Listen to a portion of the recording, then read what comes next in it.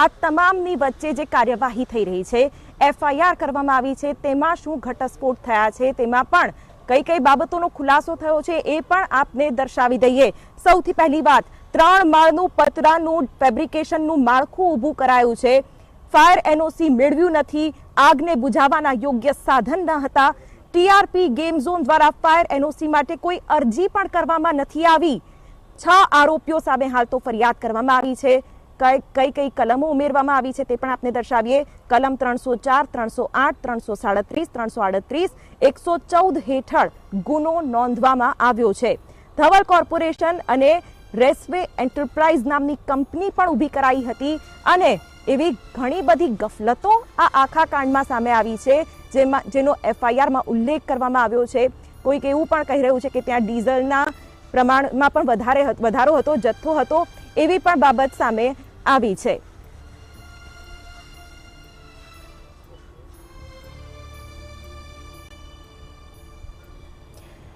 ત્યારે જવાબદારીમાંથી છટકવાની કોશિશ પણ ઉડીને આંખે વળગી રહી છે। આપને એક એક મુદ્દા દર્શાવીશું, જેમાં પોલીસ વિભાગ લાયસન્સ આપી દીધું, ફાયર એનઓસી મુદ્દે હાથ ખંખેરી લીધા।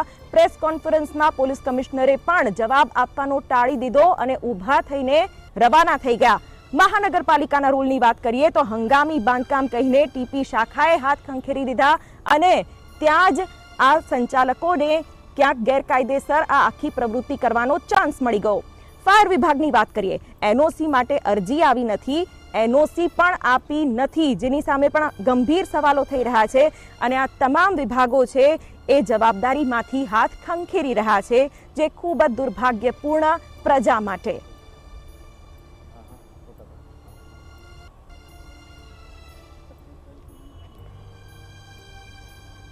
તો અગ્નિકાંડની દુર્ઘટનામાં હવે એક પછી એક મોટા ખુલાસા થઈ રહ્યા છે। ગેમ ઝોનમાં શનિવારે આ ગેમિંગ ઝોનમાં 99 રૂપિયાની ટિકિટ રખાઈ હતી, એટલે લોકોનો ધસારો પણ વધારે આવે, લોકોને તો વધારે બોલાવા હતા, પરંતુ તેમને સુરક્ષા નથી આપવી, એ આ કાંડનો મુખ્ય હેતુ હતો। ક્યાંક ટિકિટનો લાભ આપવા માટે, લોકોનો લાભ લેવા માટે મોટી સંખ્યામાં લોકો ઉમટી પડ્યા હતા। એન્ટ્રી કરનાર દરેક લોકો પાસેથી એક ફોર્મમાં સહી લેવામાં આવતી હતી